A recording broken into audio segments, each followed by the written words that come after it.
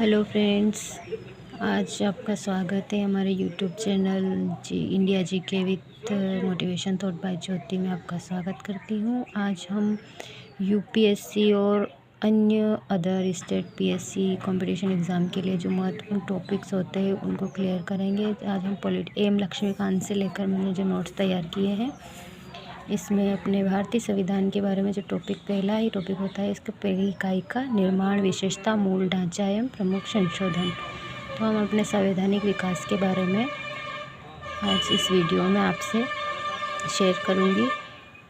ये सबसे पहले हम संविधान की परिभाषा को समझते हैं। संविधान वह वैधानिक दस्तावेज जिसमें शासन के उन मूलभूत सिद्धांतों का वर्णन होता है जिनके अनुरूप किसी भी देश या राज्य के शासन का संचालन किया जाता है। डेफिनेटली आपको समझ में आया ही होगा कि संविधान वह दस्तावेज है जिसके द्वारा हम किसी देश के शासन को संचालित करते हैं। वो एक मूलभूत सिद्धांतों का वर्णन होता है जिनके अनुरूप उस देश के देश हो या राज्य उसके शासन को हम चलाते हैं, कानून बनाते हैं। तो किसी भी देश के संचालन के लिए किसी संविधान का होना बहुत ज़रूरी है। ठीक है, दूसरा टॉपिक हमारा आता है कि भारत का संवैधानिक विकास कैसे हुआ। संविधान को बनने में 2 वर्ष 11 माह 18 दिन का समय लगा था और पूरे चरण में कितनी बार कितने ही एक्ट आए, कितने ही संशोधन हुए, उसके बाद हमारा संविधान 1950 तक बनके तैयार हुआ और लागू हुआ। तो हम इसे पूरा डिटेल से पढ़ेंगे। इसे हम 2 चरणों में देखेंगे। पहला था ईस्ट इंडिया कंपनी के अंतर्गत, दूसरा आएगा ब्रिटिश क्राउन के अंतर्गत। ईस्ट इंडिया कंपनी के अंतर्गत regulating act 1773, Pitt's India act 1784, charter act 1793, charter act 1813, charter act 1833, charter act 1853। दूसरा आता है अपना ब्रिटिश क्राउन के अंतर्गत जो भी अधिनियम बने हैं अपने संविधान के विकास के लिए। उसमें भारतीय शासन अधिनियम 1858, भारतीय परिषद अधिनियम 1861, 1892, 1909, भारत शासन अधिनियम 1919, भारत शासन अधिनियम 1935 और अंत में भारतीय स्वतंत्रता अधिनियम 1947, जिसमें हमें स्वतंत्रता प्राप्त हुई और हमारा देश आज़ाद होकर एक संवैधानिक राष्ट्र बना। सबसे पहले हम यहाँ पे रेगुलेटिंग एक्ट 1793 के बारे में पढ़ेंगे।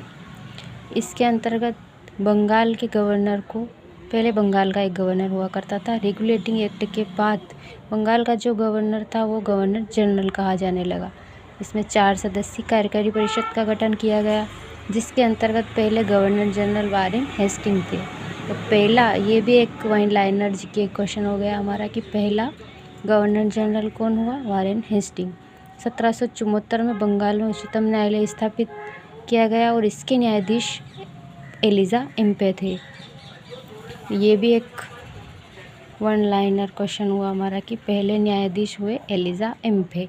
इनको बिल्कुल आप नोट कर लीजिए। इसके द्वारा मद्रास और बम्बई के गवर्नर बंगाल के गवर्नर के अधीन हो गए। पहले ये अलग अलग थे, इसके बाद इसके अधीन हो गए।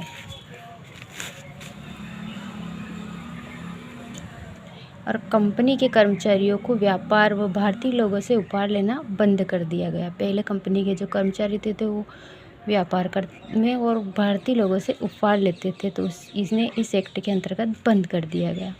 अगला एक्ट आता है अपना पिट्स इंडिया एक्ट 1784। भारत में कंपनी के अधीन क्षेत्र को पहली बार ब्रिटिश अधिपत्य का क्षेत्र घोषित किया। ब्रिटिश सरकार को भारत में कंपनी के कार्यों एवं इनके प्रशासन पर पूर्ण नियंत्रण प्रदान किया।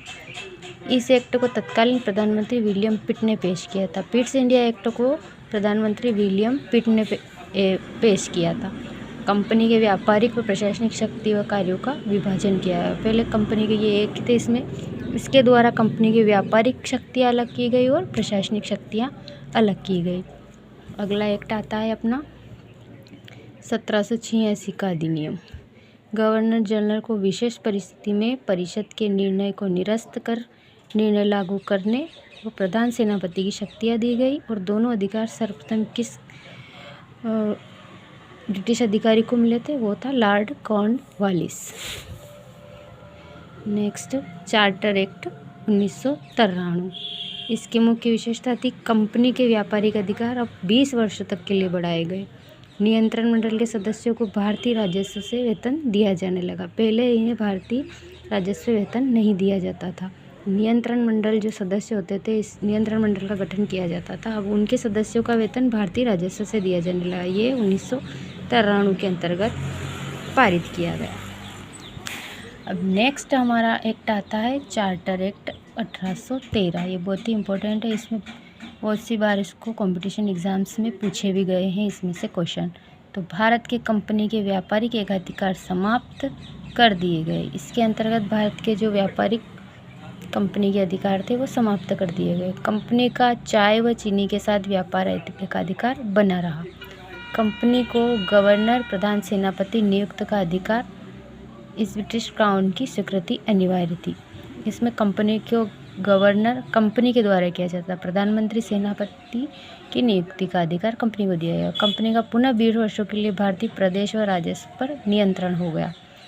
शिक्षा पर व्यय का प्रावधान किया गया और ईसाई मिशनरियों को धर्म प्रचार की अनुमति मिली 1833 के चार्टर एक्ट के द्वारा। नेक्स्ट अपना आता है 1833 का चार्टर एक्ट। बंगाल का गवर्नर अब भारत का गवर्नर जनरल बना। अब पूरे भारत का एक गवर्नर जनरल बना, वो पहले बंगाल का, और प्रथम गवर्नर जनरल बना अपना विलियम बेटिक। गवर्नर जनरल को सभी नागरिक एवं सैन्य शक्तियाँ निहित थी। गवर्नर को विधायिका के असीमित अधिकार मिले, जिसके तहत बने पुराने कानून नियामक कानून और नए कानूनों को अधिनियम का नाम दिया गया। और इन कानूनों को अधिनियम का नाम चार्टर एक्ट 1833 के अंतर्गत दिया गया। ये बहुत ही इम्पोर्टेंट एक्ट है। इसमें से बहुत सारे क्वेश्चंस पूछे जाते हैं। सिविल सेवकों का चयन के लिए खुली परीक्षाओं का आयोजन हुआ 1833 के द्वारा। और 1834 में लॉर्ड मेकाले की अध्यक्षता में एक विधि आयोग का भी गठन हुआ। दास प्रथा का अंत भी इसी एक्ट के अंतर्गत हुआ था 1843 में।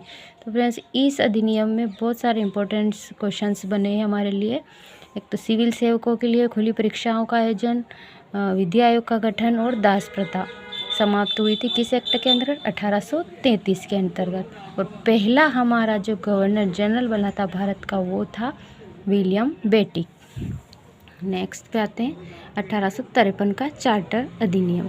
विधि निर्माण हेतु भारत के लिए 12 सदस्यीय विधान परिषद की स्थापना, इसके सदस्य बनाकर, मतलब विधि आयोग का गठन हुआ तो 12 सदस्यीय विधान परिषद की स्थापना के लिए इसके सदस्य बनाकर इसकी विधि निर्माण हेतु भारत के लिए 12 सदस्यीय विधान परिषद की स्थापना की गई, ताकि कानून बना सके, संविधान के निर्माण के कार्य को आगे बढ़ाया जाए। सर्वप्रथम क्षेत्रीय प्रतिनिधित्व का सिद्धांत लागू इसी के अंतर्गत हुआ।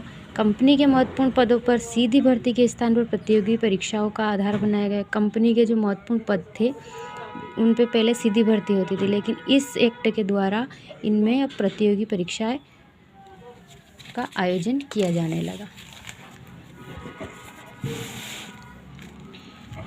नेक्स्ट आता है हमारा भारत शासन अधिनियम 1858। अभी तक हम ईस्ट इंडिया कंपनी के द्वारा अंतर्गत हमारे संविधान को हमने जो 2 भागों में डिवाइड किया था, ईस्ट इंडिया कंपनी के अंतर्गत 1853 तक के एक्ट जो हमने अभी पढ़े। अब हम पढ़ेंगे ब्रिटिश क्राउन के अंतर्गत जो एक्ट बने, उनको पूरी तरह से डिफाइन करेंगे, समझाएंगे। तो प्लीज़ आप कमेंट करके ये ज़रूर बताएं कि किस प्रकार के वीडियो आपके लिए हेल्पफुल होंगे, तो हम उस पर और ज़्यादा ध्यान दें, अच्छे से वीडियो बनाएं, आपको प्रोवाइड कराएं, ताकि किसी भी कंपटीशन एग्ज़ाम में आपके बहुत ही हेल्पफुल रहे। और ये प्रत्येक UPSC, state PSC, NET, REET, किसी भी कंपटीशन एग्ज़ाम के लिए बहुत ही इंपॉर्टेंट क्वेश्चन है, 1 लाइनर क्वेश्चन है। इसे ज़रूर नोट कर लीजिए और प्लीज़ हमारे चैनल को लाइक, कमेंट एंड सब्सक्राइब कीजिए। धन्यवाद।